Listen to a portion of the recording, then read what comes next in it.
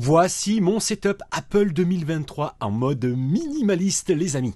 Vous allez voir, je cherche avant tout le meilleur rapport productivité-compacité. Je vous présente une bonne quinzaine de joujoux et quelques astuces que j'ai envie de partager avec vous. Générique! Salut à tous, c'est Giga Content, j'espère que vous allez bien, j'espère que tu vas bien. Si tu es nouveau sur ma chaîne, bienvenue. J'aime bien voir ce type de vidéos sur YouTube, des setups de bureaux dingo, énormes, déments. Dans cette vidéo, j'ai décidé de vous présenter le mien, qui n'a rien d'énorme, je vous rassure. Il tient sur un bureau de 72 cm de largeur de chez Ikea, mais il y a pour moi tout ce qu'il faut. En tout cas, il répond à tous mes besoins, mais avec une contrainte importante, un espace très restreint. Je vais donc vous présenter mon setup Apple 2023 avec mes 14 ou plus objets tech les plus importants, les gros comme les petits, autour d'un écosystème Apple. L'ensemble de ce setup coûte plus de 7000 € au moment où je crée cette vidéo. C'est déjà pas mal je trouve, même si on est loin des setups présentés sur YouTube qui dépassent allègrement les 10 000 € souvent, voire bien plus. 500 000 € par exemple pour le setup gaming de POG. Je vais aussi vous montrer quelques astuces simples pour avoir un bureau clair et fonctionnel. Tiroir magique. Je vous mets bien sûr tous les liens des joujoux dans la description. Bref, installez-vous confortablement, cosy, cette vidéo est plus longue que d'habitude. Allez, j'y vais. On commence par le cœur du setup, le moteur de la machine. Mon MacBook 16 pouces M1 Pro, c'est incontestablement le produit que j'aime le plus cher aussi. Le joli bébé de 2,1 kg affiche la couleur de son châssis argent et comble du bon goût, l'arrière du nouveau châssis est gravé. Alors si vous ne l'avez pas reconnu sur la vignette, je parle du MacBook M1 Pro 16 pouces de 2021. Que j'utilise maintenant depuis plus d'un mois. Et je le kiffe vraiment. Il a de sacrées qualités, le joujou, plus épais que l'ancienne génération des MacBook Pro. Je le compare en image au modèle de 2017. Assez léger compte tenu de sa taille, il pèse 2,1 kg, je vous le rappelle. La bordure noire autour de l'écran est très fine, ce qui offre une dalle de 16,2 pouces, mieux que mon ancien MacBook Pro 15 pouces, sans pour autant être très imposant. C'est l'équilibre. Nouveau clavier tout de noir vêtu, nouveau bouton pour le Touch ID et bien sûr la disparition de la Touch Bar sur les nouveaux MacBook Pro. Ce châssis assez épais permet à Apple de loger sur le côté 3 ports USB Type C en Thunderbolt 4, donc avec un débit théorique de 40 gigabits seconde, une prise casque 3,5, le fameux port d'alimentation MagSafe qui fait son grand retour sur la gamme des MacBook Pro, on adore. Apple annonce 21 h en lecture vidéo. C'est impressionnant sur le papier, mais dans la vraie vie, ça l'est tout autant. La batterie de 8694 mAh du joujou offre un confort que je n'ai jamais vu sur un MacBook. Pour mon utilisation, le rapport puissance-confort est clairement parfait. Je suis totalement conquis les amis. Deuxième outil Apple que j'adore, il est là juste à côté de mon MacBook Pro, c'est l'iPad Pro 2021. Alors bien sûr, il est accessoirisé comme vous pouvez le découvrir, mais ça je vous en parle un peu plus tard. Il a de la gueule, il n'y a pas à dire. Les bordures noires sont très réduites. Je suis aussi surpris par la poids du joujou. Il est léger et très fin aussi. C'est pour ça d'ailleurs que j'ai choisi le modèle 11 pouces pour rester très nomade. J'ai donc choisi l'iPad Pro de 2021 avec la fameuse puce M1 les amis et ses 8 cœurs en CPU, dont 4 cœurs à haute efficacité énergétique pour avoir une super autonomie et 8 cœurs en GPU pour la partie graphique. La puce M1 offre un gain d'autonomie important. J'ai donc choisi la dalle 11 pouces avec son écran LED Liquid Retina avec la technologie ProMotion. Le design d'abord, c'est pur, bien fini, léger, efficace. Allez, j'adore aussi la fluidité de l'écran grâce à la technologie ProMotion bien sûr. Cet iPad Pro 2021 n'est pas forcément fait pour vous.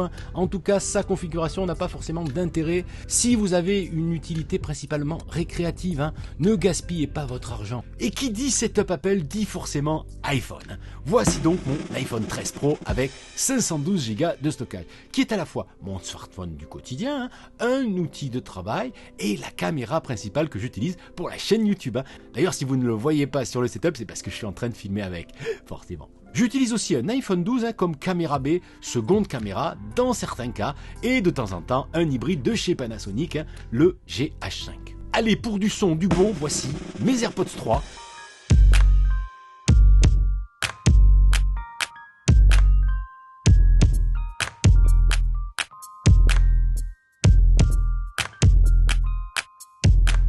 Et toujours dans la catégorie bon son, je vous présente mon casque hybride sans fil de chez One Audio, le Focus A10. Je l'utilise depuis maintenant presque un mois et j'en suis très content, giga content même. Voici toutes les fonctions, la promesse du produit, c'est donc un casque hybride avec la fonction ANC, donc réduction de bruit active, le mode aussi transparence pour capter les sons essentiels comme les voix, un rendu audio extra basse, compatible iRes audio, le son haute résolution, 50 heures d'autonomie théorique, réduction de bruit aussi pour les appels, une recharge rapide de 2 minutes de charge pour 2 heures d'écoute, connexion multipoint avec 2 appareils, l'option de connexion filaire en cas de batterie faible, le Bluetooth 5.0 ainsi que l'assistant vocal. Les coussinets sont doux, enveloppants et agréables, je n'ai pas constaté de gêne particulière. Mon ancien casque qui coûtait aux environs de 80 € n'avait pas un rendu audio excellent, franchement.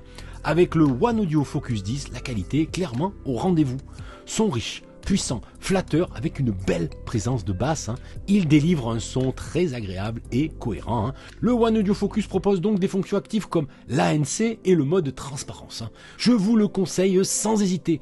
Pas cher, qualitatif, complet, difficile de trouver mieux autour de 80 €. Je passe aux accessoires de mon setup et vous allez voir, il y a des joujoux intéressants. D'abord, le support de mon iPad Pro et sa coque magique. Ce combo nous vient de la marque Pitaka. La coque Mag EZ et son chargeur Pitaflow, nouveauté, et le support Mag ES avec son système de recharge sans fil Pitaflow. Elle est en fibre d'aramide, s'il vous plaît, un dérivé du Kevlar, proche de la fibre de carbone pour faire simple, donc léger et solide à la fois. Et au premier coup d'œil, ce qui sort du jeu, c'est cette fameuse petite croix magnétique, le contacteur Pitaflow, qui va permettre la recharge sans fil, ainsi que la languette USB type C pour pouvoir faire circuler l'électricité via la coque, c'est malin. Je pose mon iPad Pro sur le support et magie, mon iPad Pro se recharge. C'est top, je trouve. Vous pouvez aussi en même temps recharger votre iPhone ou vos AirPods via le socle, tout en utilisant votre tablette en tête haute, comme un iMac avec un clavier externe, un pencil, que sais-je, comme vous voulez. Vous pouvez dessiner, faire une visio, écrire, scroller. Mon iPad Pro a enfin trouvé une place de choix sur mon bureau. Pitaka fait donc mouche avec ce duo d'accessoires qui donne à mon iPad et mon iPhone un moyen élégant de recharge sans fil. Pour mon iPhone et mes AirPods 3, je vous présente le chargeur 2 en 1 de la marque Zik. L'objet a obtenu l'agrément officiel Made for MagSafe, gage de qualité les amis. Ce chargeur MagSafe est donc compatible avec les séries d'iPhone 12, 13 et 14. L'aspect est robuste, le bras principal est en acier, le connecteur MagSafe est inclinable de haut en bas sur un angle de 40 degrés. On aperçoit aussi à l'arrière du connecteur des petites hélices.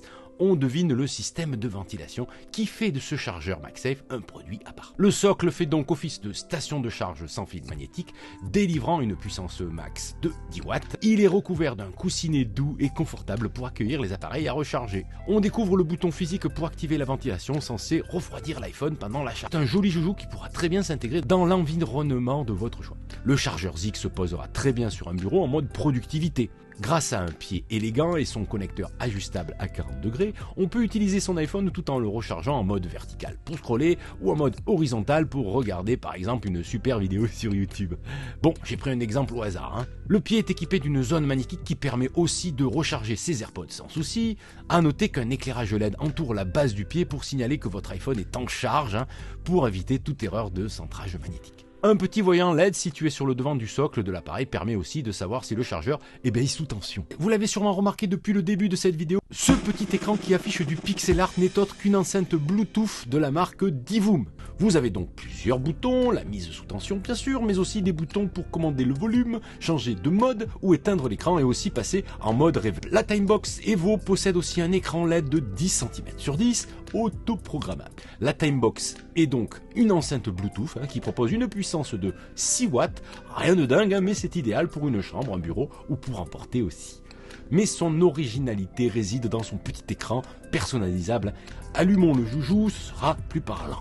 La Evo Timebox fonctionne avec une application gratuite, la Divoom Pixel Art Community, qui sert bien sûr à parer et connecter votre smartphone ou votre joujou au Bluetooth. C'est compatible avec iOS ou Android, pas de souci. Mais surtout, l'application vous permet d'interagir avec l'enceinte et faire joujou avec l'énorme galerie de pixel art présente dans l'application. Il y en a pour tous les goûts, les amis, dessins, vacances, fun, emojis, motifs, etc. Chacun trouvera son bonheur. L'enceinte a un rendu sonore correct, sans être dingue, hein. Je vous laisse apprécier.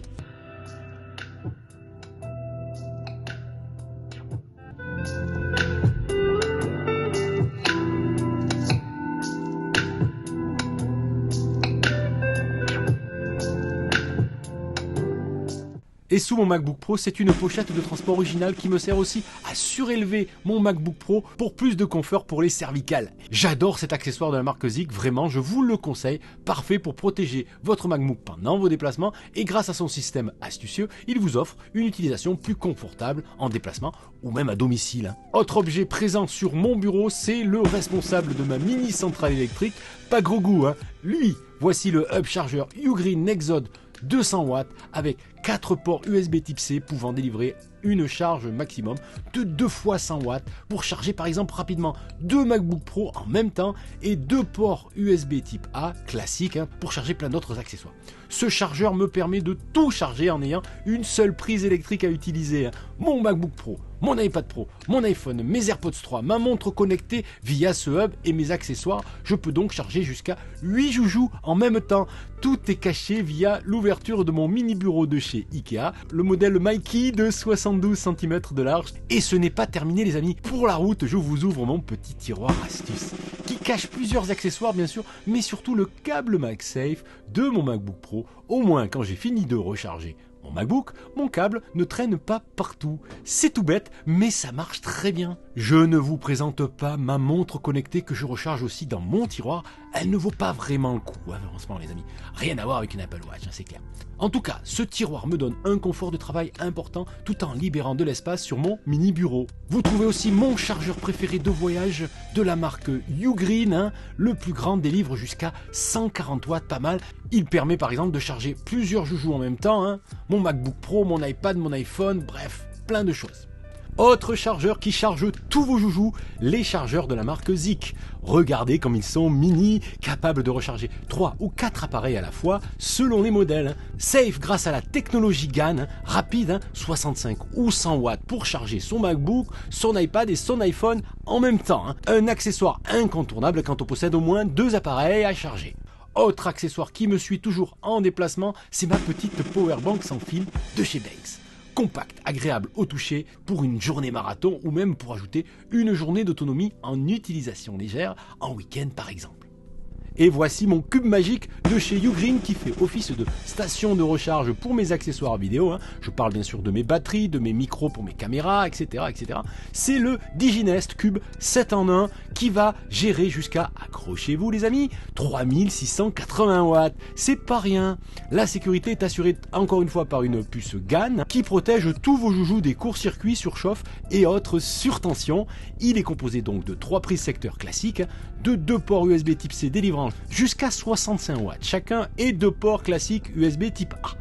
Il y a aussi un voyant LED en façade et un bouton on-off à l'arrière pour couper l'alimentation en fin de journée par exemple. Restons écolo. Bref, un hub électrique au top, il ridiculise n'importe quelle multiprise du marché. Ben voilà pour les objets tech essentiels de mon setup Apple 2023. J'ai d'autres joujoux mais je ne vous ai montré que les essentiels, on va dire, les plus utilisés actuellement. Vous retrouvez plein d'autres infos dans mes précédentes vidéos. La playlist apparaît juste ici. Prenez soin de vous, résistez à la nouveauté. À demain ou à plus tard. Salut!